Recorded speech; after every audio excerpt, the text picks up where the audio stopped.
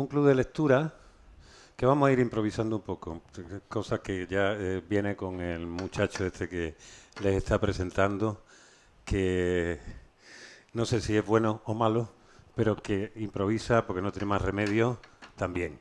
Le había una de estas cosas que he hablado hoy con Agustín, porque después de leer Hiroshima, aparte de estar conmovido, aparte de levantarme en un aplauso de esto es un trabajo que bien hecho está, y te gusta el doble porque es alguien cercano.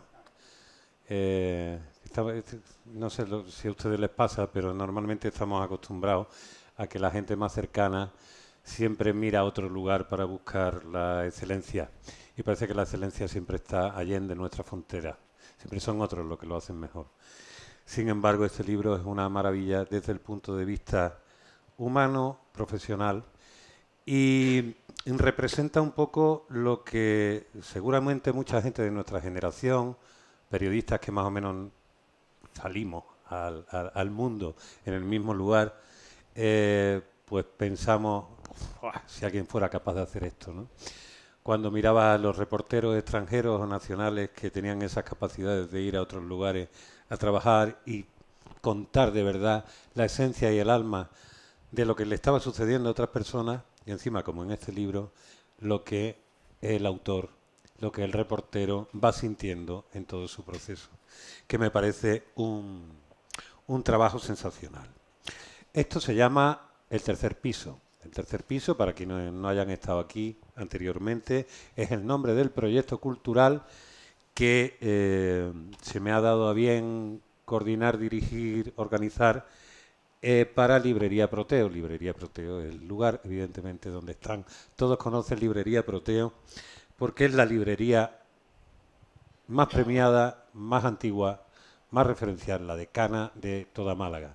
Y como saben ustedes, hace poco más de 2 años, bueno, pues sufrió un incendio que estuvo a punto de dar por finalizada la vida de esta librería.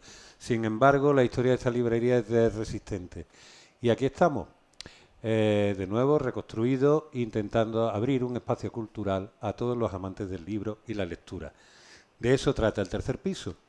Y evidentemente el tercer piso, donde muchas veces se hacen presentaciones, talleres, encuentros, charlas, clubes de lectura, tenía que acoger a un libro que aunque ya estaba presentado, más que presentado, digamos, aplaudido, reconocido, cuando he estado viendo digamos, toda la tournée por medios de Agustín, decir, ole, este sí lo sabe hacer. Eh, porque no solo a veces es necesario, y eso lo sabemos, contener un gran trabajo, un buen trabajo como es el caso, sino encima hay que tener las capacidades suficientes para tener contactos que te hagan caso y que no te digan el consabido, es que no sabes cómo estamos, estamos hasta aquí.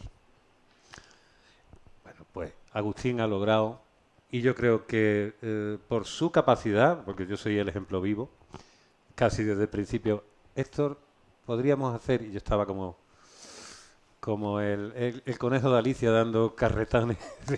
Sí, Agustín, pero bueno, esto ya lo presenta en Luce. Bueno, pues, entonces ya lo hablamos, ya lo hablamos, ya lo.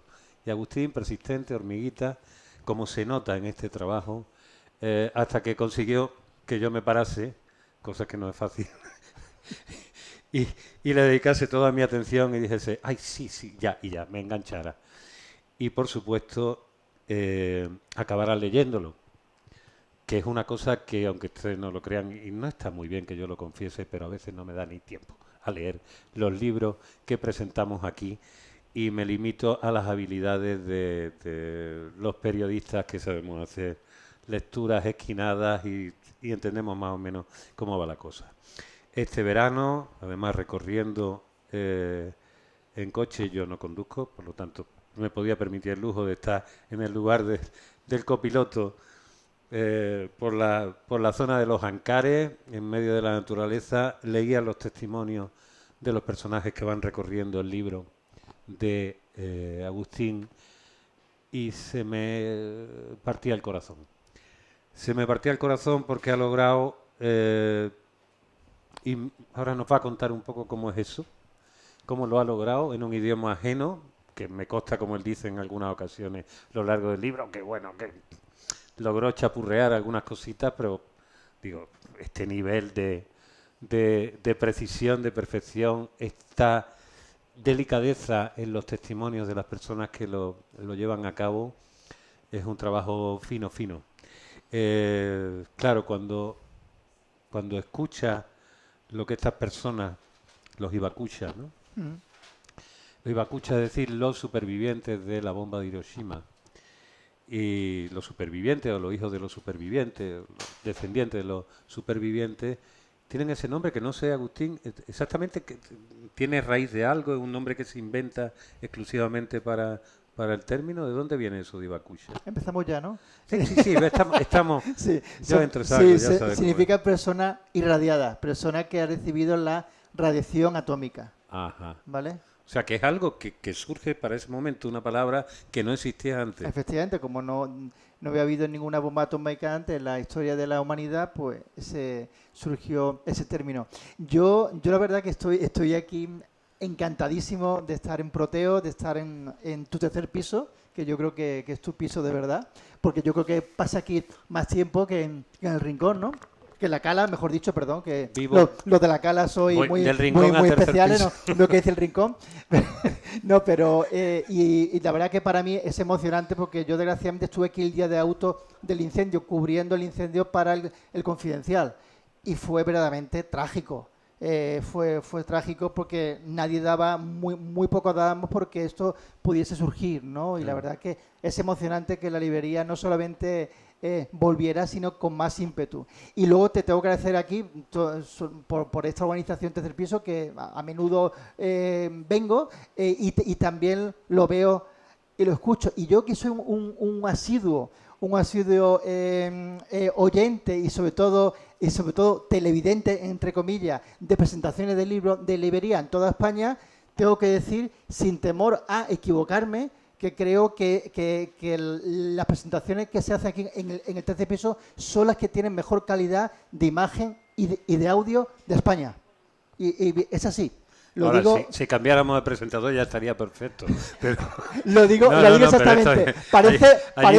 Parece una anécdota, pero es que es muy importante, ¿no? Porque ves otras presentaciones de librería con muchísimo prestigio, igual el prestigio que tiene Proteo, pero que falla el audio, o que la imagen no tiene una calidad de definición. Y a margen de esto, pues bueno, pues la verdad que es un placer estar aquí y sobre todo contigo, que yo aprendí mucho de este oficio, del periodismo, del reporterismo, en muchas coberturas que hicimos juntos. Éramos competencia, él trabajaba para El País y yo en ese momento para el diario El Mundo, pero yo aprendía de cómo preguntaba, de unas preguntas muy incisivas, muy concretas y que el personaje no se te fuera de la rama y ya está.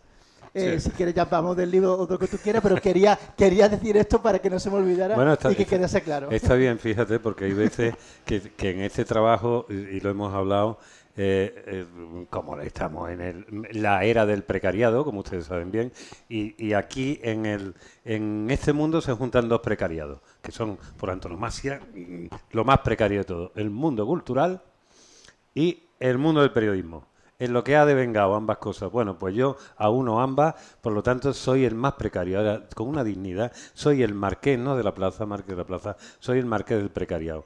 Y tenía que decir que, ya que has dicho lo de, el responsable del sonido, en serio, lo único que he hecho llamarlo es Francis. Francis Arranz, que es el autor. Si conocéis y veis YouTube a veces y conocéis un personaje, un youtuber muy famoso que es sevillano, que se llama Antonio García Villarán. Muchas veces los vídeos que hace tiene la marca de Francis. Y a partir de ahí lo conocí y pensé exactamente igual que tú. Digo, bueno, mira, si el autor es regulera y el presentador es un coñazo, por lo menos que se le vea bien y se le escuche. que menos, ¿no? Bueno, vamos. Nos estamos ya colocando un poco en el lugar. Yo supongo que todos ustedes han leído el libro, ¿no? O muchos de ustedes. ¿Me pueden levantar la manica los que hayan leído algo? Yo he leído algo. Yo todo. ¿Veo aquí familia tuya? Sí, algunas sí. Sí, ¿no? Bien, bien. No está bien que no hayan leído ustedes el libro. Esto queríamos que fuera un club de lectura para que yo no me vea obligado a estar hablando sin temor, sin parar, que es algo que se me da bien.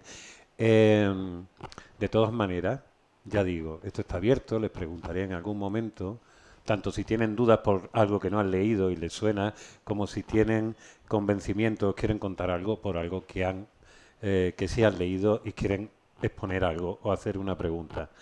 No tengan ningún temor a callarme la boca. A mí me han dibujado así como a Jessica Rabbit. Y no me importa, vamos, que me callen. Una de las cosas que vamos a hacer también, mientras vamos viendo vamos hablando, es poner alguna fotografía. Cuento un poco exactamente de qué se trata y después ya Sí. hablaremos con Toñi, que es la principal responsable de lo que vamos a ver, ¿no? ¿Qué es esto que vamos a ver ahora Pues mismo? mira, vamos a ver algunas fotografías de Hiroshima y Nagasaki, Cultura de Paz, que fue la exposición que se exhibió en la Térmica, en Málaga, entre septiembre de 2020 y enero del 2021. Son exposiciones hechas por Toñi Guerrero, por mi mujer, que fotografías tomadas en agosto de 2019. A la mayoría de los supervivientes o sea, que están aquí retratados en el libro, pues ella le hizo unos retratos fantásticos. Aparte de esos retratos, también hay mucho color, como decimos en el periodismo, o sea, ambiente, ¿no? Hay muchas fotografías que captan como son las ceremonias tanto en Hiroshima el 6 de agosto como el 9 de agosto en Nagasaki. Y yo creo que lo que se resalta de esta fotografía, aunque yo creo que lo mejor es verla, es esa capacidad de superación, la paz, ¿no? Que no quede el tema de Hiroshima y Nagasaki exclusivamente como un tema dramático, como un infierno, como un holocausto, que lo fue, por supuesto, pero que quede también como algo interesante y que se refleje como en la vida de los habitantes ahora de Hiroshima y Nagasaki. Hay una cosa, esta señora es exactamente Masayo Mori. Masayo Mori, que es con la que empiezas el libro, Exactamente, sí, precisamente. ese es el arranque del libro, sí. Hay que contar, claro, al decirme que no se la han leído, ahora ya me da rollo No, pero hacerles spoilers. yo creo sinceramente que el libro, que aunque hay gente que no se ha leído, que creo que hay gente que va por la mitad, o sea, que Bueno, bueno, bien, que bien. también yo creo que es muy Por la interesante mitad también, cuenta, ¿eh? también eso también, y yo creo que no se hace spoiler, ¿vale? O sea, yo Vale. creo que no pasa nada, no es como una novela, que no puedes contar el final, no puedes dar ese enlace, yo creo que no hay ningún problema, en un libro de periodismo narrativo se puede contar bien. Estamos de acuerdo. Entonces, bueno, esta señora es a quien le ponemos con esta voz tan maravillosa.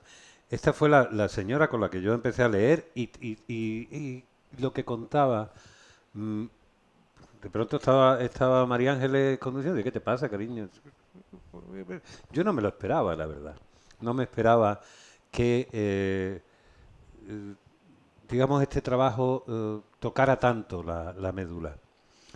Evidentemente, como decimos, estamos hablando de la experiencia muy filtrada a lo largo de los años de personas que han pasado décadas y es una de las cosas importantes que quiero que cuente para eh, ser capaces de procesar su experiencia, contextualizarla dentro del país donde viven, Ujú. porque en un principio en general ser un Ibakusha era un motivo de exclusión, de vergüenza, porque había sobrevivido tú y otros no, y También, encima estaba también el elemento de no sabía las consecuencias que eso iba a tener. O claro. sea, porque se estaba descubriendo progresivamente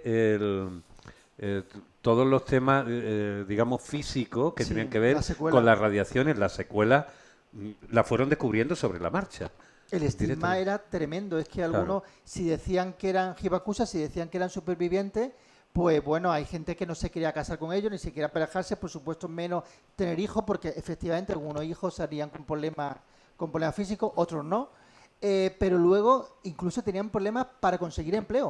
O sea, ocultaban que eran supervivientes de la bomba atómica. Si lo decían, muchas empresas no querían contratarlo.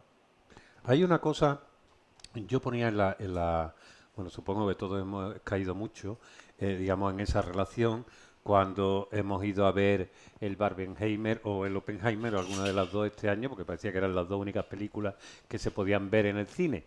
Y bueno, pues ahí estaba Nolan, tampoco es un mal director, que digamos, ahí vemos vemos Oppenheimer, que está muy bien, una factura fabulosa, pero llama la atención, y yo no había leído aún tu libro, llama muchísimo la atención que no se dice nada. O sea, que todo está sobreentendido. Es un análisis que tiene fuerza dramática. Hay que reconocerlo. El momento donde la bomba explota, que realmente no vemos explotar la bomba, lo que vemos es la imagen de la primera prueba y los efectos que eso tiene, ese silencio, ya nos permite imaginar. Desde el punto de vista narrativo es un acierto. Pero cuando recordaba la película, leyendo esto, decía, o sea, en la balanza del discurso de Estados Unidos está el remordimiento y el tormento de un científico frente a todo un pueblo masacrado. Hostia, qué mal llevamos los platillos de la balanza, ¿no? O sea, ¿cómo puede ser esto?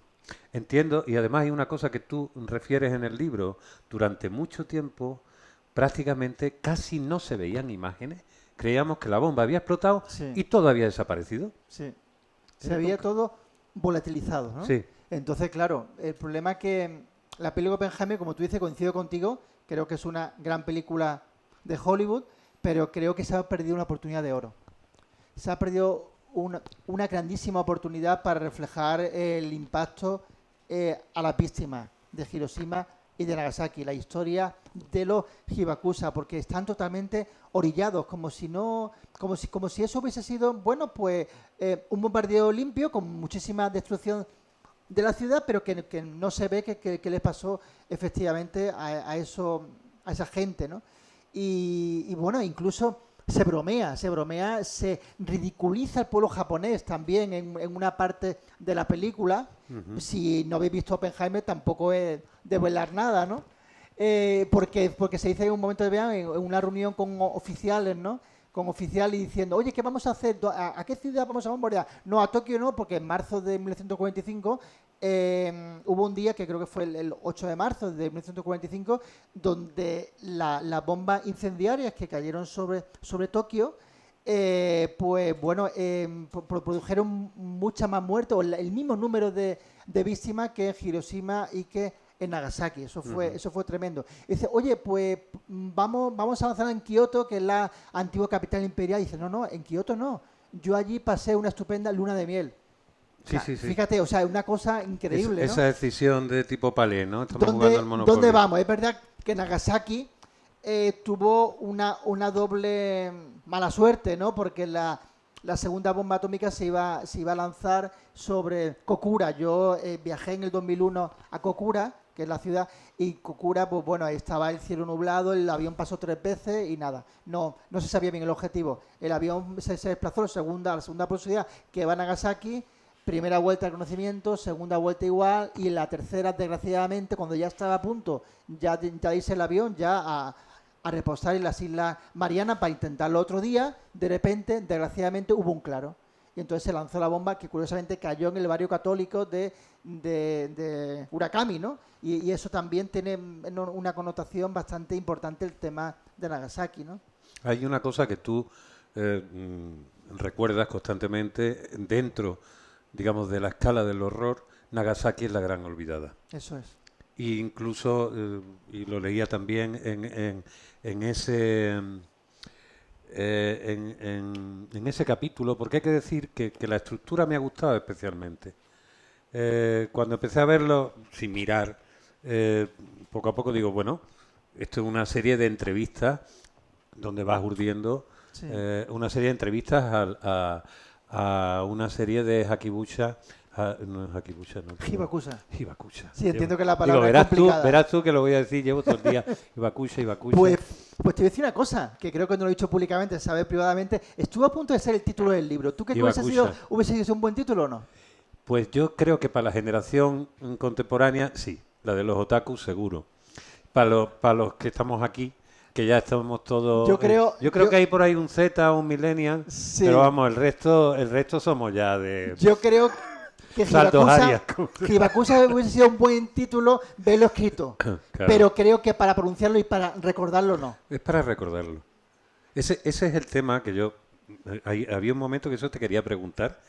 Eh, Cuando tú vas por primera vez a Japón, tú te enamoras de Japón a partir de una Bueno, japonesa, ¿no? ¿tú te acuerdas de ese momento?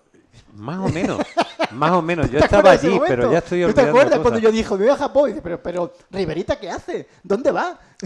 Sí, claro, porque ¿Cómo ya, que te va? ¿te siguen llamando Riverita todavía? Alguna gente, bueno, Los, bueno. los de nuestra Sí. generación. La Claro, gente porque que era como trabajaba en torero, Diario tenía 16 Málaga. esa cosa torera, ¿no? De decir, yo me tiro aquí, Riverita, como el arrojadito, como el platanito, esta cosa de decir, pum, que me tiro al ruedo. Y yo creo que tenía más ganas que nadie. Más ganas que nadie. Eso sí lo recuerdo. Después he visto que refrendas algunas cosas de las memorias a partir de las que tu madre te decía. Sí. Y estaba claro que eso era así. Cuando cuentas, pues nosotros conocemos hace muchos años, pero digamos que tampoco hemos tenido horas y horas de charla Cierto. y todo eso. Yo ya había dejado Diario 16 cuando tú entrabas en Diario 16. Efectivamente, sí. Tuvimos vidas así cruzadas.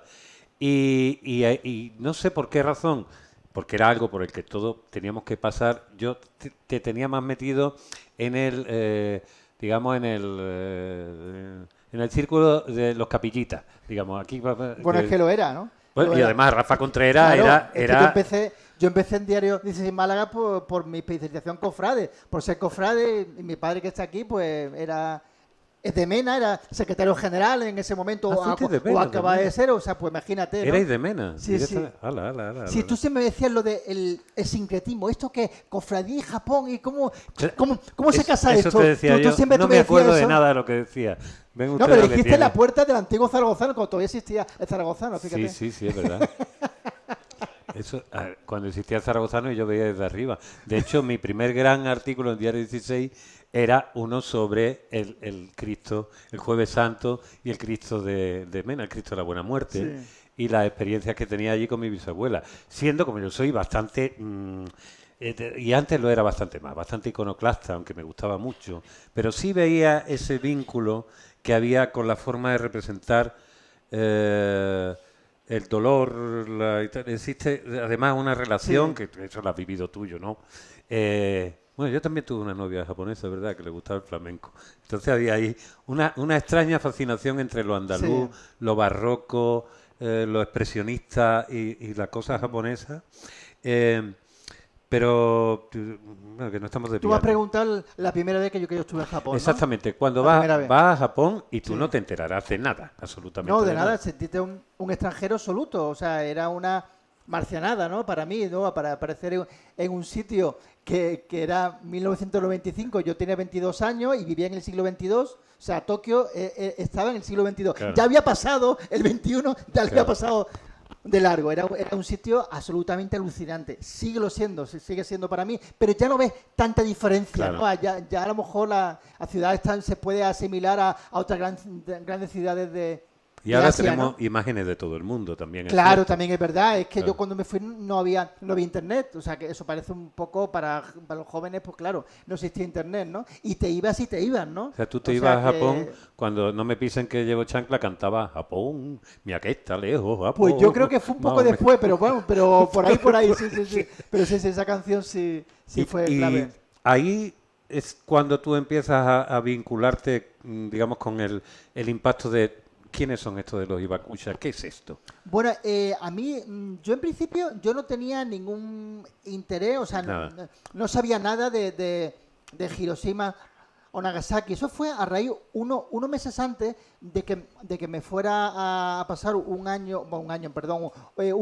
mes a Tokio en 1925, en una jornada de cine y periodismo en el antiguo Teatro Cine Alameda, actual Sí. Teatro del Soho, pues estaba allí Manu Leguineche, ¿no?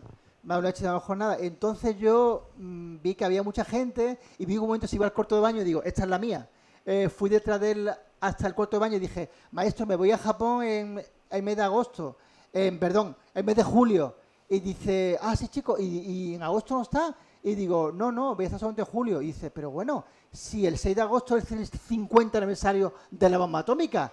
Y dijo, pues estupendo, pues cambió el billete y estoy hasta el 7 o el 8 de agosto. Y cambié el billete por eso, fue por ese encuentro casual. Si Manu Leguiniche quizás no va a esa jornada o yo no la abordo, yo hubiese ido a Japón, que hubiese sido una experiencia increíble, sin lugar a duda, pero quizás no hubiese ido a Hiroshima.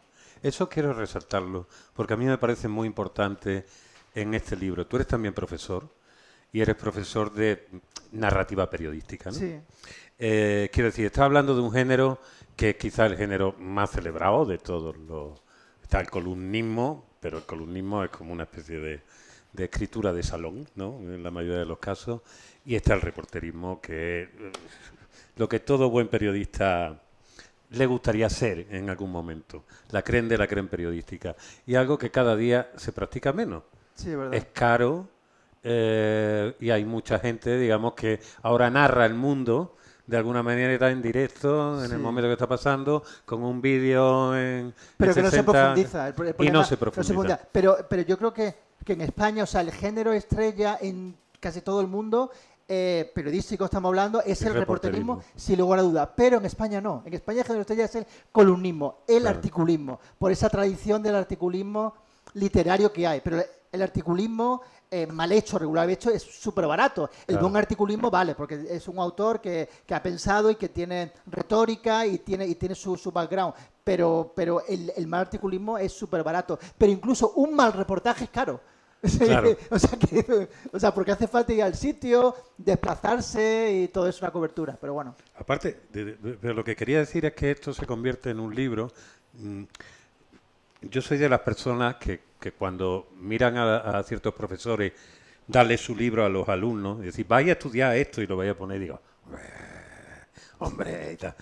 Pero aquí te diría, no sé si lo haces, pero deberías hacerlo, porque me parece que este libro se convierte en un corolario y en un seguimiento de cuál es el proceso de la carrera de una persona desde que sueña con hacer algo hasta que lo logra. Porque este es el libro de, has dicho, año 95, más lo que tú tuvieras en tu cabeza mientras ibas a preguntarle a Manu Leguineche de joven Padawan, acercándote a los grandes Jedi.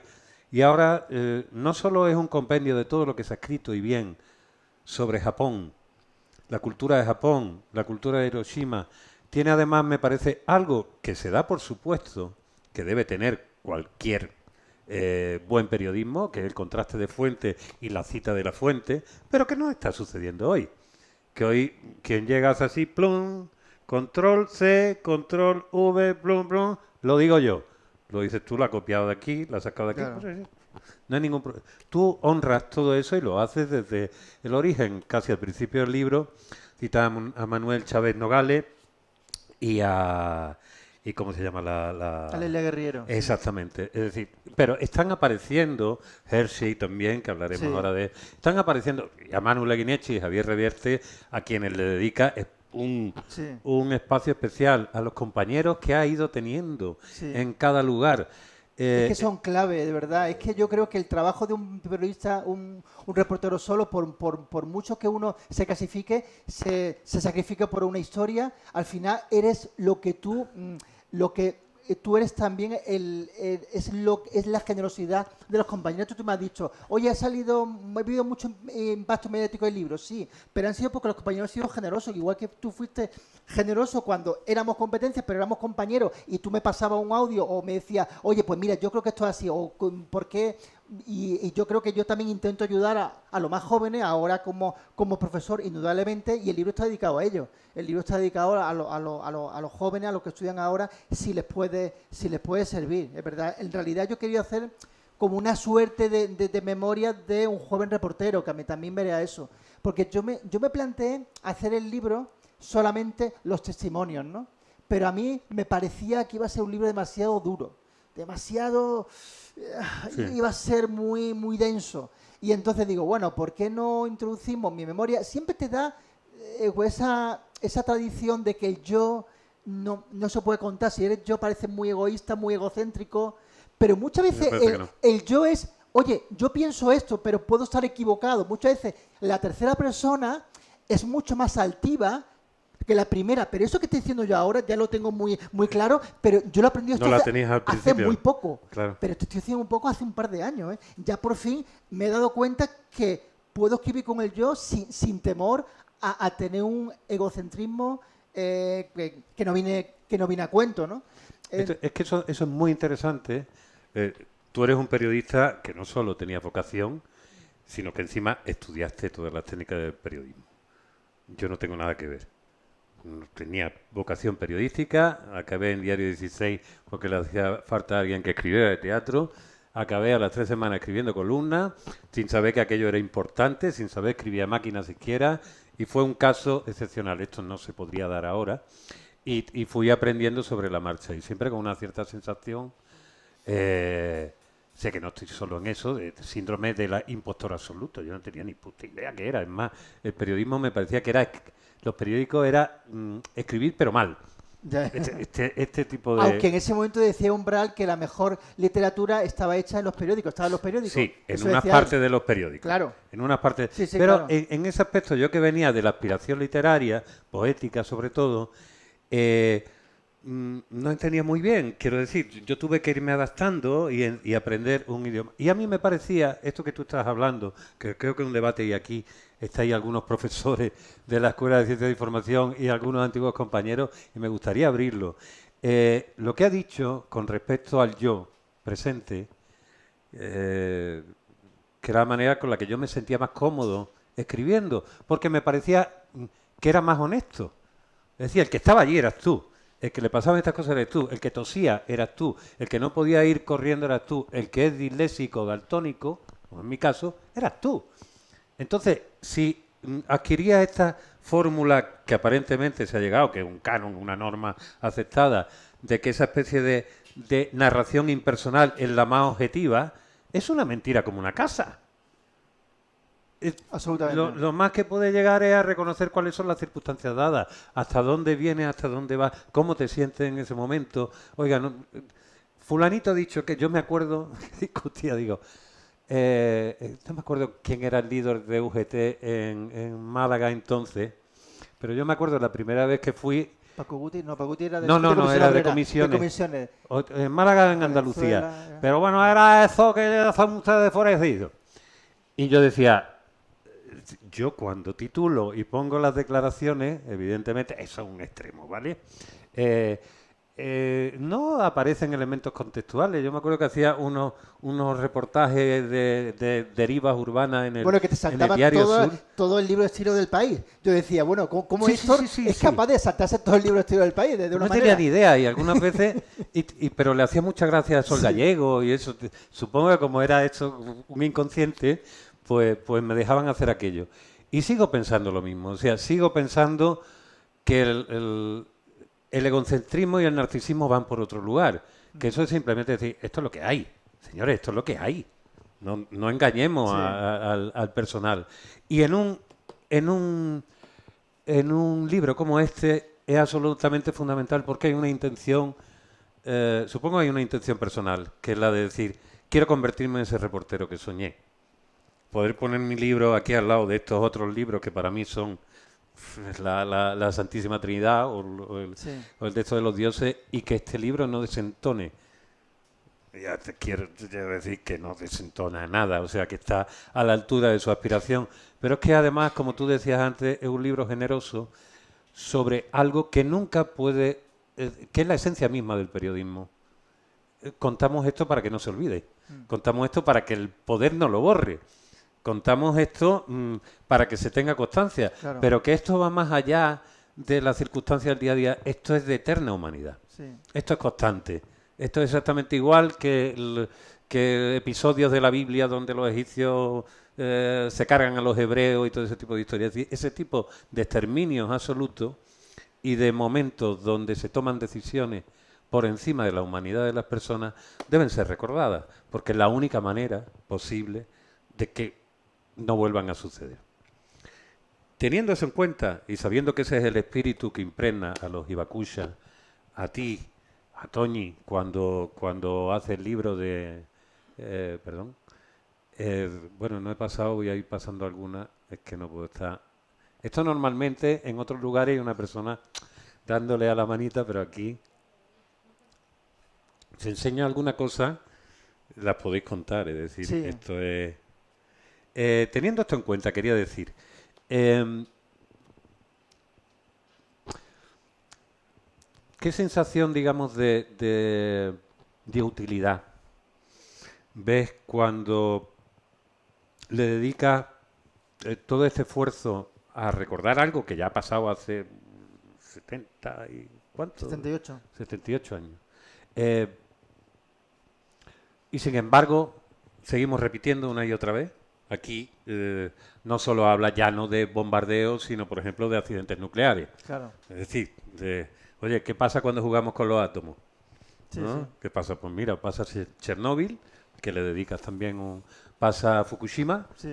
Es decir, tenemos todo eso como un ejemplo claro de no aprendemos, ¿eh? Y ahora ya no es que las cosas se pierden en la noche de los tiempos. Bueno, y tenemos ahora la amenaza de Rusia Y la amenaza con de Rusia con Ucrania, Ucrania. que desgraciadamente es muy palpable y que está ahí. Vamos, que yo he hablado con algunos Hibakusa, vamos, después de haberse editado el libro, y ellos están francamente muy, muy preocupados. Y en Japón ahora mismo hay muchísima sensibilidad con el tema, ¿no? Sí, yo quería que no se olvidasen esas víctimas. Para mí era fundamental que estos testimonios, estos 19 testimonios, casi 20, pues bueno, pues estas historias pudiesen estar ahí, ¿no? Y no quería que solamente explicar, ¿no? Radiografiar historia de gente con 70 o 80 años, ¿no? Que por supuesto salen, ¿no? Gente de mediana edad, con 50 y 60, y gente joven, con 20 y con 30. Porque yo quería hacer un diálogo intergeneracional, que eso para mí era fundamental. Si no hay diálogo intergeneracional, esta historia, cuando se mueren los últimos, pues ya se fuma y se acaba la historia. Desgraciadamente, este tema, aunque parezca increíble, en Hiroshima y Nagasaki, en las propias ciudades, es un tema casi tabú. Es un tema que no se habla, que no se quiere hablar. Es un tema que el gobierno japonés incluso es un tema muy incómodo. ¿Por qué? Porque, bueno, pues Japón es un gran aliado de Estados Unidos. Y entonces, claro, esto pone en evidencia, pone frente al espejo lo que hizo Estados Unidos y, ojo, lo que hizo Japón también, la atrocidad del ejército imperial, que Japón tampoco... Explica eso un poco porque realmente hay que entender la mentalidad japonesa para ponerte en lugar. Desde el punto de vista nuestro ibérico o mediterráneo, no es concebible que alguien te masacre de esa manera cuando tú vas de gallito de la clase y llevas siéndolo desde hace mucho tiempo. Ya sabemos lo que ha hecho Japón y lo que ha estado haciendo históricamente hasta que le lanzan la bomba. Y después de aquello, no reaccionas como reaccionan los alemanes. No reaccionas como reaccionan los alemanes. Reaccionas de una manera completamente distinta. Por un lado, públicamente te convierte en más Estados Unidos, más pro Estados Unidos que los propios estadounidenses. Sí, desde luego. Eso por un lado. Pero por otro lado, sabe que lo que hizo Estados Unidos fue una salvajada que realmente utilizó a Japón como sparring para mandarle un mensaje a Rusia con sus paranoias de mirar lo que pasa, como a ti se te ocurre y tal, y lo utilizó cuando no tenía por qué. Que eso era algo que yo creo que hemos crecido sin saber, yo no sé ustedes, pero cuando éramos pequeños pensamos que Estados Unidos, como no se rendía a Japón, pues manda la bomba y aquí se acabó todo. Ahora ya sabemos, es decir, no, que la guerra estaba ganada. O sea, lanzasteis la bomba por decir, ahí están. Mis narices están aquí. Y claro, por un lado te encuentras que la gente que muere y la gente y tal son una vergüenza para el ejército japonés y el imperio japonés que había mandado a su pueblo a la guerra importándole un pepino, los súbditos, los ciudadanos, y por otro lado Estados Unidos, que cuando empieza a darse cuenta de lo que hay, básicamente están como silbando. Mira, he leído en algunos momentos del libro decir que hay una época donde hay un comité, los Estados Unidos se van rápidamente a hacerse fotos ayudando, y ayudan, sí, evidentemente, pero vamos, yo primero te mato y después te curo la herida, o sea, en fin, guapito, pero hay un comité que lo que intenta es que no trasciendan imágenes donde se vea el horror. Por lo tanto, durante muchísimo tiempo, entre la vergüenza, entre el silencio, entre el abandono, todo el mundo de los hibakusha ha estado absolutamente silenciado. Y la gente no se ha enterado hasta bien pasado el tiempo. Pero ¿cómo se explica, digamos, esa reacción emocional que psicológicamente a mí me parece complicada? De estoy con vosotros, Sí. pero siento rencor, pero no lo puedo decir. ¿Cómo es la cosa? Sí, es muy difícil, yo creo, poder explicar las consecuencias claras de cualquier conflicto, ¿no? Aunque esté cercano para nosotros emocionalmente o cercanía como la Guerra Civil Española, pues imaginaros desde nuestra visión eurocéntrica explicar un conflicto como es el de Japón con Estados Unidos, ¿no? Claro, y entender un poco la mentalidad japonesa. Se puede explicar en cierta manera con el código Bushido, ¿vale? De el respeto al vencedor. Eso es interesante. Eso en primer lugar. Luego, Japón, evidentemente, miró hacia adelante de un punto de vista muy pragmático. Dice, oye, el horror ya aquí lo hemos tenido con creces. Ahora, oye, Estados Unidos nos está ayudando. Pues venga, a tope. ¿Por qué Japón no hay una república? Que hubiese sido lo más lógico que Estados Unidos dice, oye, pasa la bomba y el emperador Hirohito o bien hay un consejo de guerra o bien pues que se exilie, ¿no? No pasó eso, es que se quedó con las mismas funciones, excepto que ya dejó de ser una deidad, ¿no? Ya dejó de ser Dios. Vale. Bueno, que por cierto... Ya era emérito solamente. Exactamente. Bueno, entonces, claro, en ese momento, ¿qué es lo que ocurrió? Que claro, Japón, o sea, Estados Unidos sabía que era fundamental mantener la figura del emperador. Hay un libro muy interesante de Ruth Benedict, que es una antropóloga norteamericana, el crisantemo y la espada, ¿no? Crisantemo y la espada. Aquí al final hay algunos nipólogos que controlan mucho sobre el tema. Entonces, en el crisantemo y la espada se explica eso, que esta antropóloga Ruth Benedict dice, ojo, el tema del emperador no es una figura política, es una figura simbólica de lo que significa Japón verdaderamente. No se puede renunciar, Japón no debería, o sea, Japón hay que mantener al emperador, ¿no? Entonces, bueno, eso creo que es importante. Estados Unidos lo mantuvo, pero es verdad que yo la primera vez que estuve en Hiroshima cubriendo ese 50 aniversario para Diario 16, me di cuenta, hablando con algunos de ellos ya, que decían, no, nosotros lo que sentimos es vergüenza de lo que sentimos en Pearl Harbor. Si no hubiésemos atacado a Pearl Harbor, no hubiese habido Hiroshima, no hubiese habido Nagasaki. Incluso sentían humillación. Tú dices, ¿cómo puedes sentir vergüenza o humillación a alguien que ha sufrido todo esto, ¿no? Todas estas atrocidades, ¿no? Pero es así. No, es terriblemente curioso. Y hay una cosa que yo creo también que cuente, es cómo es tu proceso de fascinación al entendimiento. Y después algo que te decía al principio. ¿Cómo has hecho este trabajo? Porque supongo que este es un trabajo que está hecho por capas. Sí. Que hay entrevistas que hiciste hace 20 y tantos años más y cosas que has hecho a posteriori y que has ido cubriendo en un momento determinado cuando has visto que se iba pudiendo construir el libro. ¿Cómo ha sido ese proceso? Bueno, pues te contesto primero el proceso Sí. de fascinación.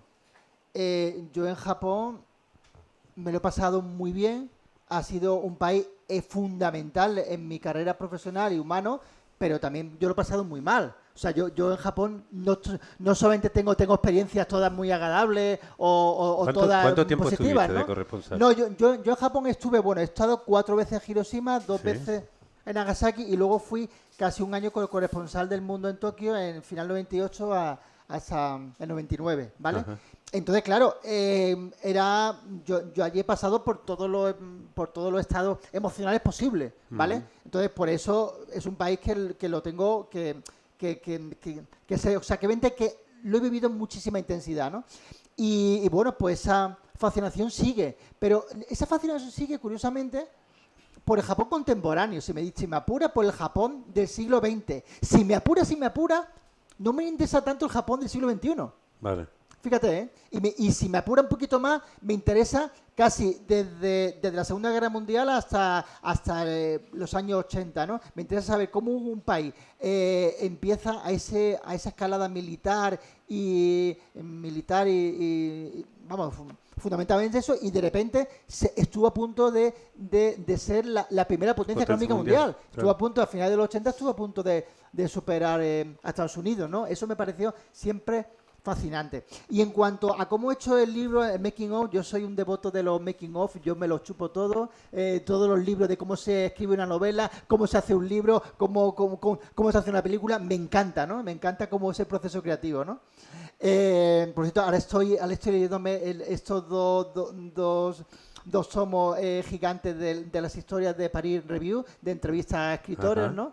Que la verdad que son fantásticos. Bueno, ¿cómo lo he hecho? Este libro estuvo a punto de publicarse hace 20 años, Héctor. A punto de publicarse hace 20 años. Menos mal que no lo publiqué. Porque me faltaban lectura, me faltaba experiencia, madurez y sobre todo me faltaba ir a Japón sin el chaleco, sin la camisa del reportero. Que no la puedo evitar, siempre la voy a tener. Sí. Pero yo necesitaba un viaje en el que tuviese una mirada más de escritor, más de autor, más sabiendo que iba allí a entrevistar a gente, pero no para hacer una crónica del día, como había hecho alguna vez, no para un reportaje, en mejor caso, para el fin de semana de 2 o 3 páginas, no. Que yo iba a estar con ellos y que no iba a publicar nada inmediatamente. Eso para mí fue un antes y un después, ¿no? Y entonces yo necesitaba volver a Japón mirándolo de una mirada de autor, y eso fue más del 50% del libro, yo creo que el 60 seguro, sí. El 60 del libro está hecho en el último viaje del 2019. Claro. Luego hay experiencias del primer viaje en el 95. Que ha reutilizado, digamos, materiales. Claro, en el 98, el 2001 y en el año 2012, ¿no? Que fue la primera vez que fui con Toñi, ¿no? Pero sí es verdad que yo necesitaba estructurarlo de una manera distinta. Aparte de lo que he dicho, mezclando capítulos con el drama de ellos, con los propios Hibakusha, con mis propios testimonios, necesitaba también que Hiroshima y Nagasaki se diferenciaran. Luego yo introdujo el tema de Fukushima, que también estuve yo en la zona muy próxima ya a la central nuclear, estuve un año después del accidente nuclear, estuve en el año 2012 y ahí hice como una especie de transición hasta viajar al último testimonio, que el último testimonio me lo encontré con el libro ya hecho. Terminado. Es un testimonio bastante curioso que es una superviviente que ya tiene 89 años ahora y que vive en Alaurín de la Torre. Eso es bastante surrealista. Es muy asombroso, además, el libro. Cuando me estabas contando esto y hay algo que he visto, que es que tú realmente te has vestido de Hibakusha, en el sentido de cuál es el proceso que ellos han hecho. En la mayoría de los casos, nadie, aunque quisiera, ninguno de las personas que han contado salieron inmediatamente a decir, oiga, esta es mi historia. Ni tenían dónde contarlo, ni sabían cómo y había que procesarlo. Y tú has hecho lo mismo, quiero decir, sí, has dejado que el tiempo pase. Aquí hay algunos asombrosos testimonios o relatos, porque algunos no los pillaste tú, sino que has tenido que coger, pero sabías que eran fundamentales para la historia y lo dejan muy claro. Es decir, no te como apropias... Yamaguchi. Si no me apropio, no, que he estado con Yamaguchi, que es Twice, el que sufrió la bomba atómica 2 veces. Alguien de Hiroshima y alguien de Nagasaki. O sea, él era de Nagasaki, se va un poco antes de empezar la guerra a trabajar a Hiroshima, le pilla la bomba atómica en Hiroshima, afortunadamente a unos kilómetros del hipocentro, y dice, bueno, me voy en tren a mi casa, a Nagasaki, que estaré tranquilo. Y justo cuando está explicando a su compañero de trabajo, bueno, como había sido el horror de Hiroshima, pensaba que le estaban diciendo una exageración o que le estaban vacilando, cae la bomba atómica en Nagasaki. Eso es increíble. Y además nunca quiso, esa historia es asombrosa, porque nunca quiso apropiarse, o sea, cuando empezaron a dar las ayudas, él consideró que no merecía la ayuda, que no era Hibakusha. que en realidad él no, pasaba por allí, lo había pillado de alguna manera. Claro, y encima se sentía como avergonzado. Avergonzado. Pues dice, pero yo es que tenía que haber muerto en Hiroshima, y no solamente sobreviví a Hiroshima, sino encima sobreviví a Nagasaki. Hay un aprendizaje, porque aquí está claro que para escribir un libro como este no se puede ser oportunista. Quiero decir, se te ve el plumero. Por más habilidades narrativas que tengas, Sí. Si eres un oportunista se te ve el plumero. Y quiere decir que aquí hay, además de esa fascinación que hemos empezado con Japón a priorística y que después te encuentras con aquello, hay, digamos, una admiración y un sobrecogimiento personal. Es decir, Sí. esto es una labor donde la postura ética y humanística del que escribe la tiene muy clara. La tiene muy clara. ¿Te ha enseñado a ti algo? Ahora que estamos viviendo, en el mundo que estamos viviendo, España, que tampoco es que España sea única, es decir, es lo que nos pilla más cerca. Vete a Estados Unidos, vete a Italia y tal, y vas a ver más o menos el mismo circo parecido. Digamos, estas respuestas éticas y humanas que estamos hablando ahora con respecto a algo tan trágico, ¿en qué medida has aprendido de ello? Me refiero como ser humano, porque estamos ahora mismo en una época donde mantener una coherencia ética y el ejemplo no es que esté ya bien visto, es que básicamente si quieres tener una coherencia moral, básicamente sabes que te sacan del tablero en 2 minutos porque todo el mundo está haciendo trampa a la vez. Pero tú aquí estás haciendo un ejercicio de decir, oiga, hay maneras de estar en el mundo y una es esta. Y no solo por defender, sino por cómo lo hacen, por cómo han respondido todos ellos al proceso, ¿no? Yo siempre he huido dentro del periodismo del activismo, ¿vale? Yo creo que un periodista no puede ser activista. Quizá yo soy un poco clásico en ese sentido, pero lo tengo muy claro. Pero quizá en este libro, no sé si he estado a punto de caer en un cierto activismo antinuclear o pero claro, creo que era necesario. Yo hay cosas que he hecho como periodista que jamás hubiese hecho como persona.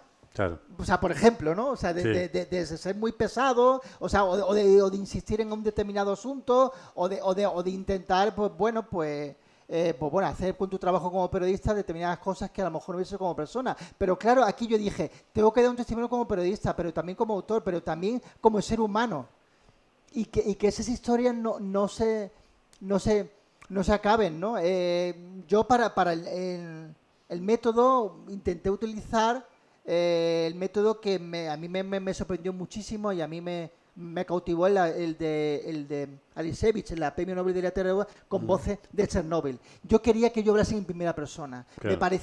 Me parecía muy artificial utilizar entrecomillado o utilizar pregunta-respuesta. Eso era demasiado, en el más sentido del término, parecía redacción periodística y yo quería un poco de más ambición estilística. Por eso este manuscrito ha tenido muchísimas revisiones, ha tenido 5 o 6 vueltas, 5 o 6 borradores, hasta que al final dijo, oye, creo que esto es lo que quiero conociéndote, contar.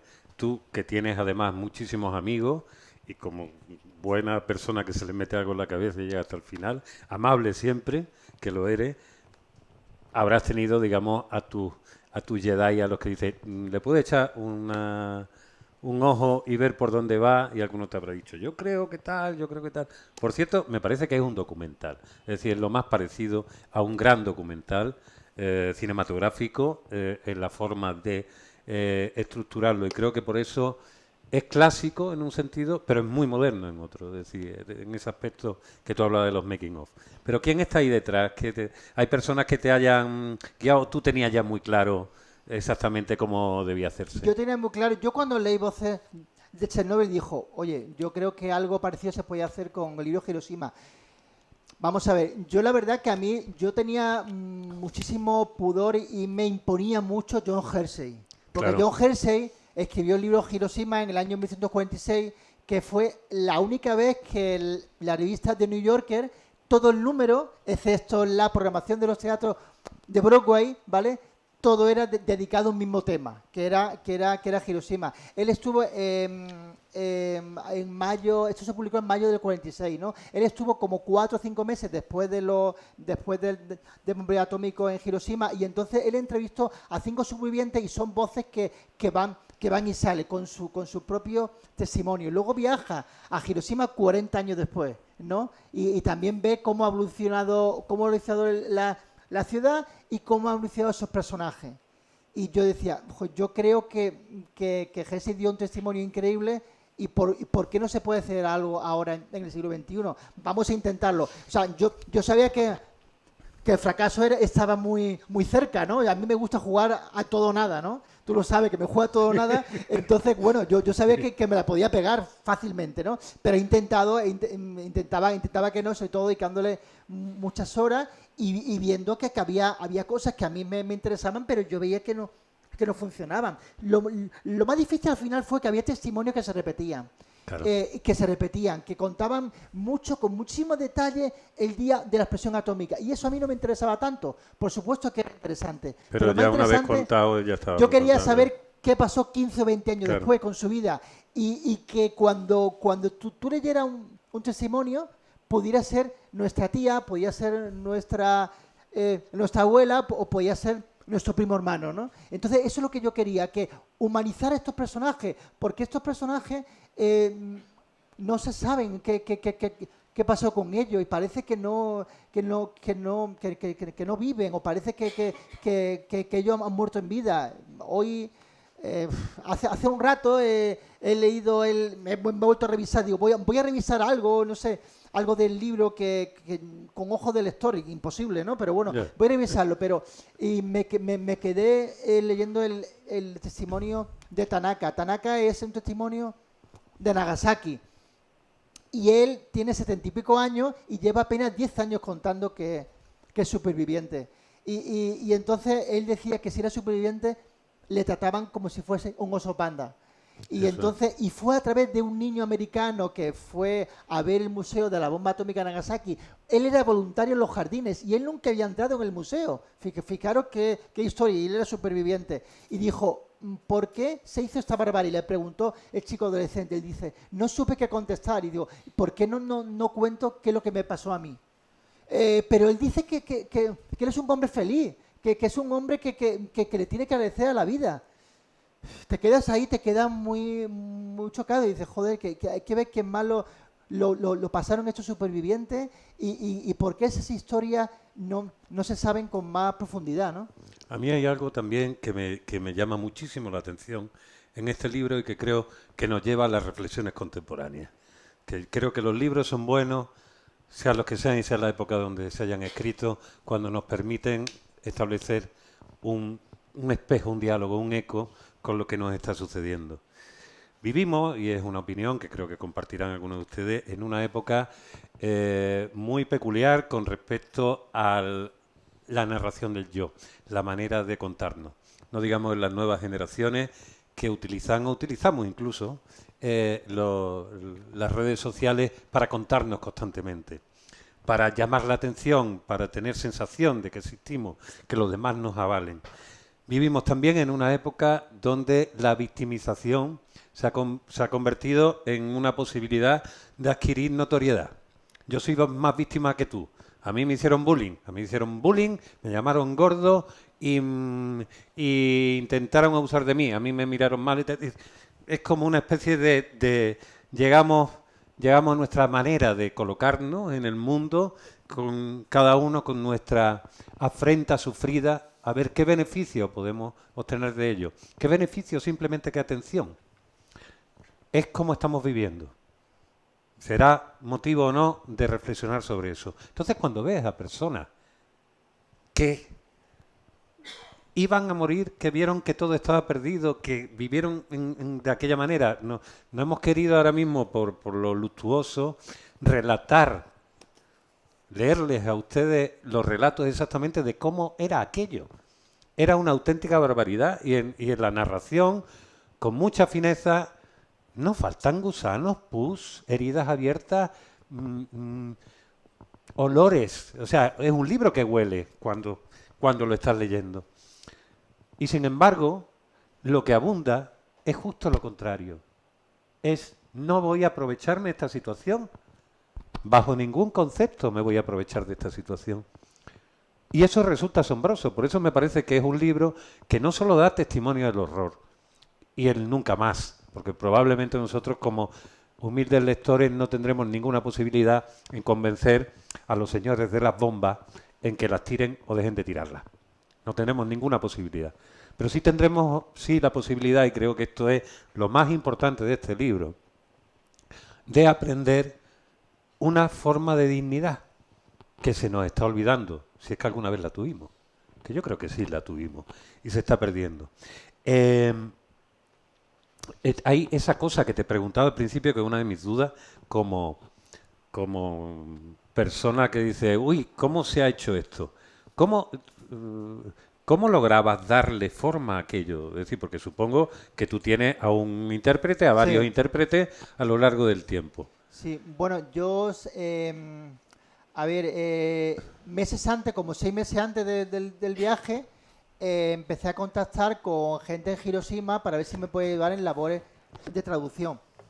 Entonces contacté con un estudiante de doctorado que estaba estudiando la violencia en Hiroshima, era de Costa Rica, y entonces yo le dije que si podía ir, y él me hizo, bueno, un examen, vamos, que un interrogatorio. Él ya tiene esa mentalidad absolutamente japonesa. Me dijo, bueno, pero no solamente tienes que enviar tu currículum, quiero saber exactamente cómo va a ser el tipo de libro y por qué estos personajes no otros.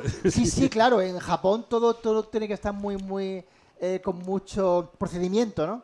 Y entonces me dijo, bueno, le enseñé algunos artículos que había hecho en El Confidencial, en El Mundo, el 16 también, y bueno, pues ya más o menos se quedó ahí. Y entonces en Nagasaki contacté con una empresa que estaba en Fukuoka. Fukuoka está como a 200 kilómetros al norte de Nagasaki, que es de un argentino que hace labores de traducción allí para el mundo hispanohablante, y entonces él me contactó con Sumida, ¿no? Con la intérprete, ¿no? Y entonces ella es japonesa, pero sabe perfectamente español. Curiosamente, yo creo que fue mucho más efectivo la traducción y la interpretación del estudiante de Costa Rica que de la japonesa, porque el estudiante de Costa Rica al final había cosas en japonés que no captaba al 100%, pero toda la esencia y el detalle sí. El problema era que yo tenía que parar unas veces la entrevista porque yo quería detalles, sí, porque yo qué sé, por ejemplo, la casa era de madera y bueno, yo estaba con mi padre, sí, pero ¿cómo se llama tu hermano? Y era alto o bajo. ¿Te acuerdas cómo vestía ese día? Ese nivel de detalle yo quería entrar para que el lector viese, por supuesto que era verídico, pero que intentar captar con esas imágenes, ¿no? Quería que el lector lo viera en ese momento, ¿no? Y sobre todo, oye, ¿cómo fue tu vida? No, yo corría, sí, pero ¿tú qué hacías? ¿Qué tipo corrías 400 metros, corrías 1500, se quedaban, pero ¿por qué tanto detalle? Lo importante es hablar de la bomba. Sí, pero yo quiero que me cuentes cómo era tu competición, ¿no? Entonces ese tipo de detalles, pues sí, claro, y había que cortar muchas veces la entrevista, bueno, algunas veces que ella hablara, y luego, bueno, sí, para ahora quiero este nivel de detalle. Y la verdad que eso sí fue muy satisfactorio. Lo que pasa es que luego las transcripciones pues eran kilométricas, pues se tardó muchísimo en elegir, en discernir lo importante de lo accesorio, y sobre todo fue muy difícil ordenarlo al final, cómo hacerlo. Y hay una cuestión de estilo, digamos, porque hay algo que se logra, evidentemente al trasladar, son dos idiomas que no tienen nada que ver, pero se nota que hay voces diferentes, sí, y además en un estilo, es decir, hay algo que no deja de ser bello, está muy bien narrado y tú logras además meter continuamente tus acotaciones. Quiero decir también que hay un elemento que a mí me ha gustado mucho, que tiene que ver con esa narración en primera persona. Yo que vengo quizás de mi primera memoria de lector, es lector de teatro. Claro. Y entonces a mí me encantaba porque tenías las acotaciones, pero veías a la persona hablando directamente, no a nadie interpretándole. acotaciones para saber dónde estamos, cómo huele la cosa y quién hay alrededor. Y eso lo haces tú, además, debo decir que las partes del perfil están... Bueno, está todo de puta madre, pero eso está especialmente logrado. O sea, la identificación del personaje para decir, ya está, ya lo estoy viendo, y ahora le dejo hablar. Pero logras también que haya una diferencia entre la forma de hablar de el personaje y tú. Cuando Sí. no me cabe ninguna duda, quiero decir, por eso que hay, que tú tienes que editar. Eso es decir, Claro. que eso está traducido, Claro. pero tenemos que irlo convirtiendo un poco sin falsear la realidad, pero dándole un rasgo de estilo. Efectivamente, Digamos. ese es uno de los mayores quebraderos de cabeza que tuvo el libro. El que primero que cada voz sonase diferente. Y en tercer lugar, que la voz de los que Ibakusa fuese diferente a la mía. Claro. Claro, y entonces, claro, eso al final complicaba un poco el asunto, ¿no? Y sobre todo, cuando he relatado estos testimonios, algunos testimonios empiezan directamente con la acción. Claro. Otros Sí. directamente empiezan definiendo el personaje, otros directamente con una atmósfera de cómo se resuelve el asunto. Yo quería cambiar para que el lector no dijese, sí, pues papá tiene tantos años y tenía 15 años cuando cayó la bomba atómica. No, que de repente entrase esa persona como 2 años después de la bomba atómica diciendo, tal, no se ha recuperado todavía la bomba atómica. O directamente hablando cómo era la situación en 2019. Bueno, la verdad que fue un reto apasionante, muy largo, y que sí, la verdad que los que fueron primeros lectores, pues sí, y pasó muchas cribas y hasta que al final quedó con algo que yo también estuviese... Fue digno, ¿no? Está claro que eres paciente, cabezón, tenaz, independientemente de todo. No sé si aquí tus padres pueden dar fe de todo eso, porque llegar en este mundo donde la prisa casi te obliga a hacer determinadas cosas, a tomarte este trabajo que de alguna manera honra a todo un proceso de décadas que han llevado las personas para poder decir o no decir, o callar, o decir hasta donde quieran decir, es asombroso. Hay otro elemento que también me parece que nos sirve antes que estábamos hablando de qué nos impele ahora mismo a nosotros, a los hombres contemporáneos. Creo que hay un elemento que en Japón supongo que sigue existiendo, que no será, que es el respeto a la veneración por los mayores. Exactamente, eso es muy importante. Y eso aquí lo hemos perdido. Es decir, ahora una persona mayor es una persona inservible, básicamente, porque no produce, no consume de la misma manera y lo más que puede servir es para el mantenimiento, para que sus hijos y nietos sigan consumiendo y sigan siendo hámster en la rueda. El ver cómo tú relatas como una persona a lo mejor decida a los 70 años salir de su armario y empezar a manifestarse y cómo los niños y los jóvenes lo escuchan con respeto y con veneración, Sí. a mí eso me parece que es un modelo. Es decir, oiga, escuchemos a nuestros mayores porque saben cosas de la vida simplemente por experiencia y porque ya no tienen tantas tonterías en la cabeza.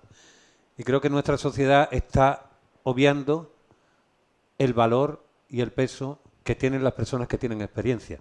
Cuando ya no tienen o tenemos tanta ambición, porque ya, por fortuna, las hormonas se nos están aquietando y ya tenemos una perspectiva mucho más razonable de las cosas. Eso me parece otra de las grandes enseñanzas de este libro. No quisiera, que estamos hablando, he dicho que esto está abierto a todo el mundo, pero Sí. aquí nadie dice ni Bueno, mu. es verdad que como Entonces- tú sigues hablando, pues, Pues yo sigo. Os decía, pero está claro que me voy a callar y os voy a decir, por favor, yo quiero a alguna de las personas que conocen a Agustín o que han leído el libro, que den alguna opinión o hagan alguna pregunta. Aprovechen. Que aquí tienes compañero de trabajo. ¿Cómo es mi Agustín en clase? Yo que no piso una facultad desde ya no me acuerdo cuándo. ¿Tienes algún alumno aquí? sí, Samuel yo le di clase el año pasado, sí, ahora está en segundo. Y Paula también le di clase también, ahora está en Irlanda, está Samuel, pasando unos días contadme algo, porfa. Contadme algo. Ah, mira. Perdón. Carlos Antes fue de eso, compañero mío en la facultad, profesor de facultad. dime el nombre porque como esto se va grabando, así Sí, sabemos quién eres soy tú. Carlos Pérez Ariza, profesor de la universidad, pero sobre todo periodista. Ole.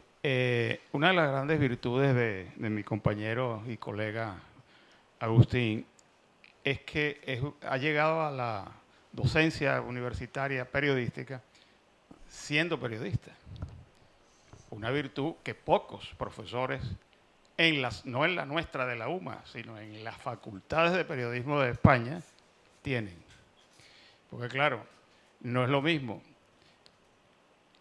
dominar la teoría para que el alumno la aprenda, ¿verdad? Eso es una de las funciones de la docencia universitaria, que el que la está enseñando, como es su caso, también ha sido el mío. Yo llegué a la docencia también después de ser muchísimos años periodista de trinchera. No es lo mismo, ¿verdad?, que a esa teoría, que está obligado uno como docente a enseñar, le agregue la experiencia profesional.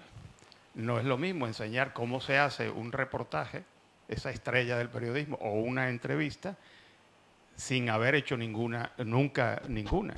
No es lo mismo. Créanme que no es igual. Entonces, Agustín tiene esa ventaja, que repito, muy pocos profesores de las universidades, de las facultades de periodismo o de comunicación, como se llaman, la tienen. Y por eso confío en que el libro que habéis comentado en esta hora va a ser excelente y va a ser de mucha utilidad para los alumnos, seguramente. Así que, y seguro que, como tú has comentado, tiene un rigor de la cabezonería que tiene Agustín para lograr ese texto que voy a leer. No lo he leído, pero lo voy a leer. Gracias, Carlos. Qué Así amable. que, pues ya está. Gracias, Muy bien, Carlos. muchas Paso el micrófono. Pásaselo a Samuel, que estamos... Bueno, Agustín fue mi profesor. Tú eres Samuel. Yo soy Samuel. Samuel, sí. que póntelo en la boca para que se escuche bien. Samuel Baeza. Vale. Sí, sí. Bueno, Agustín fue mi profesor y nada, lo recuerdo como uno de los profesores más estrictos que he tenido hasta ahora. ¿Cuándo fue? Bueno, el año pasado, en géneros periodísticos. Hostia, si no lo recuerdas del año pasado... No, pero a lo largo de mi etapa, ¿no?, de estudio. Y bueno, me acuerdo del primer día, ¿no?, la frase que nos dijo: a mí el periodismo no me gusta, me apasiona, ¿no? Y me acuerdo de esa frase. Y bueno, yo estoy leyéndome el libro y la verdad es que me está gustando. No es el tipo de literatura que suelo leer o el tipo de género, pero... ¿Qué sueles leer?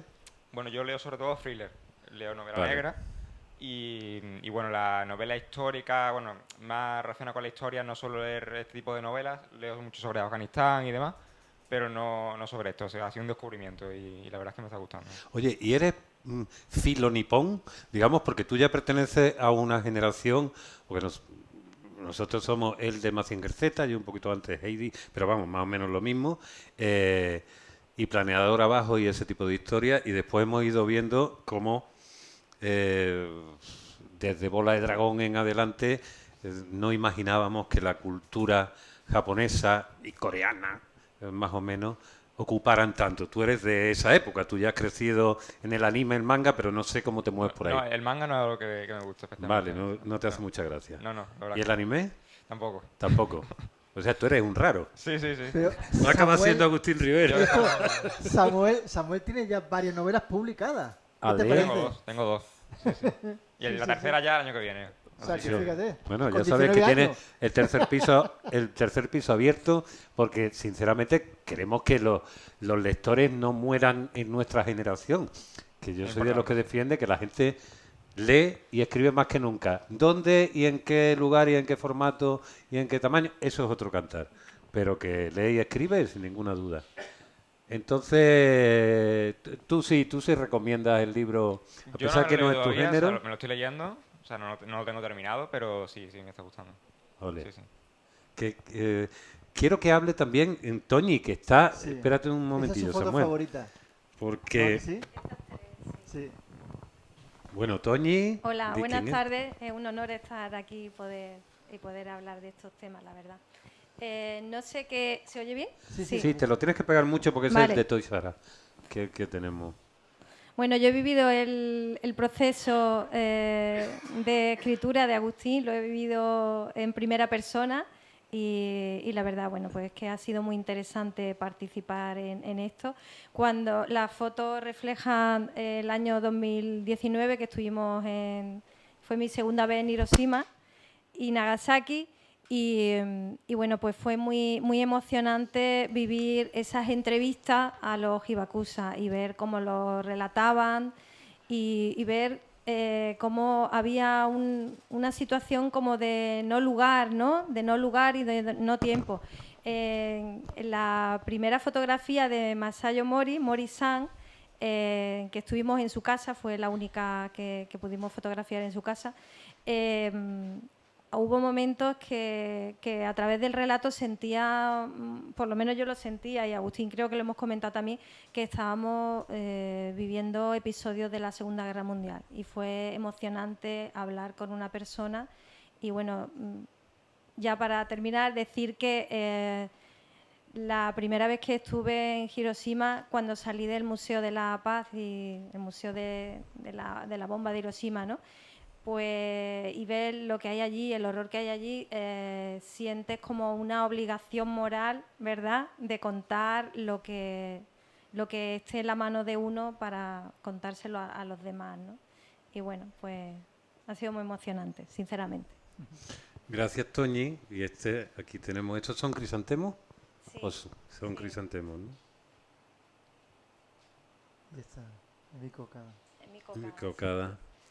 Sí. Bueno, esto se puede ver también, se puede ver online, me parece, Sí, todavía el catálogo. El catálogo se puede ver online. Y, Sí. y en la térmica seguro que quedan todavía catálogos. Algunos catálogos quedan, sí, catálogos papel. quedan.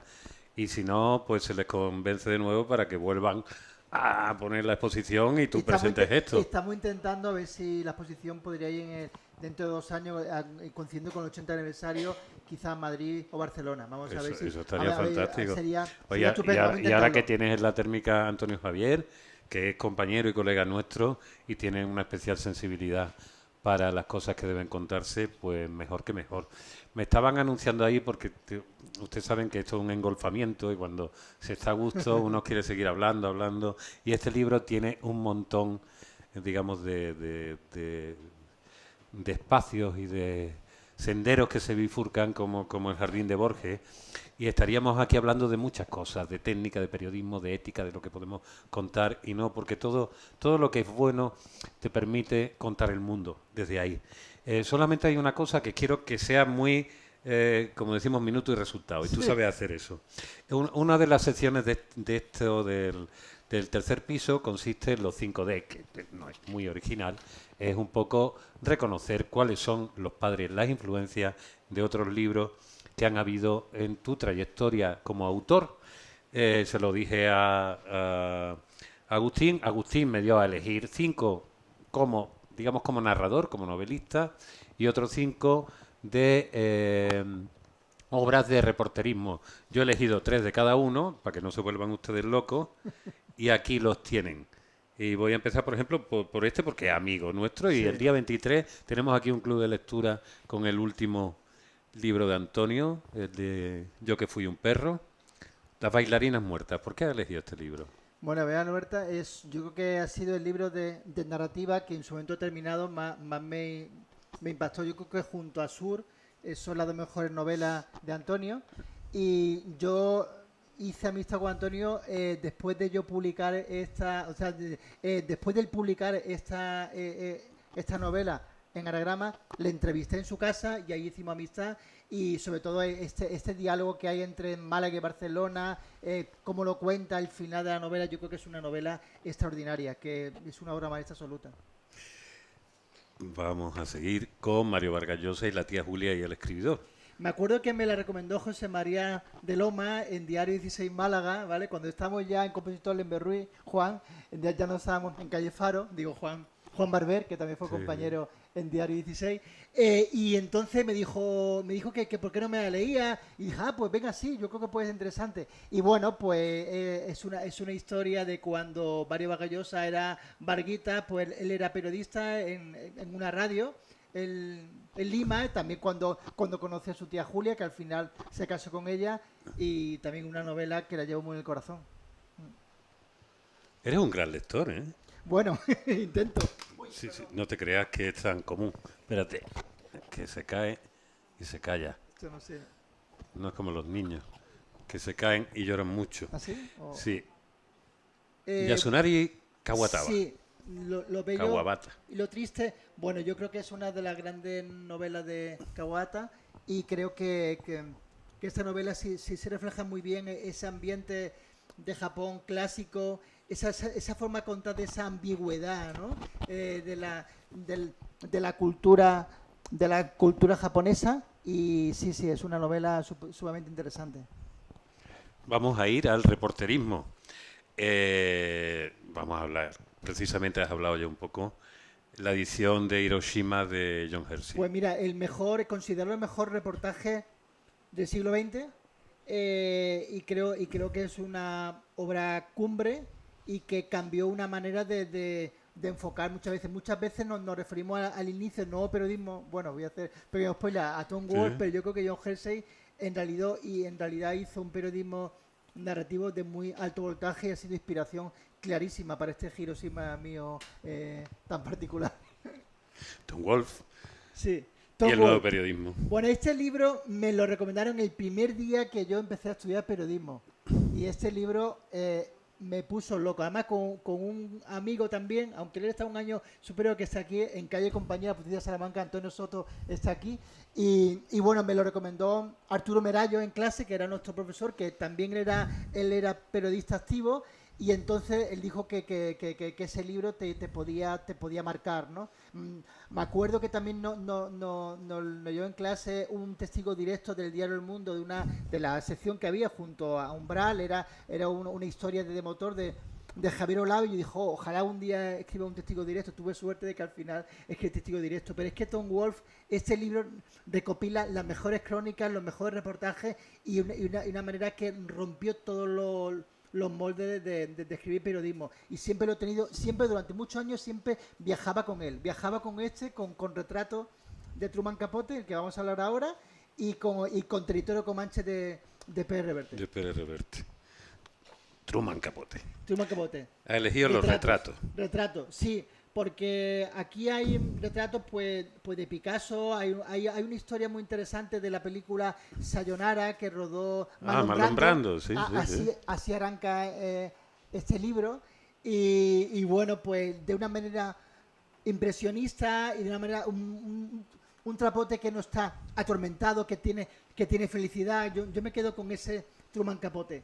Y bueno, pues ese libro también, yo me acuerdo de haberlo leído en el metro de Tokio. Este libro me lo compré en Málaga, sí, claro, no sé si en Madrid, no un viaje a Madrid, yo creo que era en Málaga. Y este libro me lo devoré en el metro de Tokio. Te podía decir cada retrato a qué estación del metro de Tokio corresponde su lectura. Eso es una cosa que hace constantemente y que yo quiero saber, que creo que además distingue a los grandes periodistas que no pueden ser perezosos. Evidentemente, una cosa, o tú tienes HAL 9000 en la cabeza, que es probable también, y te acuerdas de todo, y eres la única persona que no va perdiendo memoria con los años, o haces un trabajo también interesante de tomar nota y dejar, digamos, miguitas de pan. Tomo constantemente nota. ¿Estás tomando? Tomo constantemente nota. Llevo un diario desde hace poco tiempo, hace 5 años, pero un diario de verdad, todos los días, pero todos los días, aunque sea una línea. Muchas veces son 3 páginas, ¿no? Y a lo mejor algún día no escribo, pero al día siguiente escribo lo del día anterior que he dejado sin hacer, ¿no? Y ahí sobre todo hay cosas que pasan en el día, reflexiones, frases, cosas que hablo con gente, y algunas de esas sí las publico en Zenda, ¿no? Ahora llevo unos meses sin publicar, vale, sin publicar el diario, porque la verdad toda la promoción del libro pues no me ha dejado tiempo, pero voy a volver a actualizarlo. Me quedé en marzo, pero sí, yo tomo constantemente nota y tengo un Diógenes importante. Digital y físico. Pero bueno, no tiro absolutamente nada. O sea, ningún papel se tira en casa. Todo es aprovechable y además dice, no, si no lo he utilizado en 2 años, ya nunca lo vas a utilizar. No es verdad. María. Hay papeles que luego 10 años después pueden salir y que le puedes sacar partido. ¿Lo está escuchando María Ángeles? Es mi pareja, que sé a ver si tira cosas. Claro, no, es que ahora estamos con el momento maricondo, de ya con la época no puedes vivir ahí, tienes que tirar todo eso. Y el otro día me puse, ay Dios mío, y eso no se puede. No se puede tirar. Porque cuando tú tiras y esto, y esto, y esto, y tal, y te quedas allí, pero es un bucle terrible. Y la verdad que, fíjate, los japoneses no tienen tanto apego a los objetos, ¿no? Entre otras cosas porque no les caben, no tienen sitio para guardarlos, ¿no? Las casas japonesas, no digo las tradicionales o las contemporáneas, sino de la clase media, son bastante desordenadas. ¿Sí? Tienen mucho cachivache. Es muy curioso, sí. Y utilizan muchísimo el papel. El fax es un instrumento que sigue en vigor en Japón. ¿Ah, sí? Porque o sea, que la gente cuando queda todo eso se envía fax, o sea, que es curioso. Aquí en esto que no hemos dicho, todas estas fotos donde utilizan esas grullas de papel tan hermosas y tal Origami, como un símbolo, el origami. Es verdad que la cultura japonesa tiene una fascinación importante por el papel. Sí. Hacen unos papeles manuales que son una maravilla, la caligrafía, en fin, todo eso. Un buen amigo de la infancia acaba de estar en Japón 15 días y le dije, oye, que no te lo dije, oye, vete a cualquier librería y compra un papel. ¿Pero qué papel? El papel que quieras, que será maravilloso. Y él no entendía eso, pero dime qué papel. Digo, no entiende la ambigüedad japonesa, déjalo, no pasa nada. Bueno, aquí no podemos ser ambiguos, japonesamente hablando. Como digo, me encantaría continuar esta charla. Podemos continuar ahí abajo, en el Gallo Ronco, tomándonos una cervecita, que siempre que haya un postpartido. Simplemente darte las gracias, Agustín, de verdad, y darnos un poco de esperanza, que todavía las cosas se pueden hacer bien y no necesariamente tienen que ser como siempre se ha hecho, sino que se puede estar innovando constantemente y teniendo un ojo en cada lugar. A ustedes muchísimas gracias por haber venido. Pedirle disculpas por no dejarle más espacio para que se expresen, pero ya han visto, me tienen que quitar el micrófono y taparme la boca. Muchas gracias. Muchas Y gracias. Sí. simplemente decirles que aquí somos una librería donde vivimos de vender libros, si no, esto no se puede seguir haciendo, y que si alguien no lo tiene y tiene a bien, lo puede comprar, está ahí, y Agustín se lo firma directamente. Muchísimas gracias, nos vemos Muchas en la gracias, siguiente, un placer. y un fortísimo aplauso. Muchas gracias Agustín Rivera. por venir.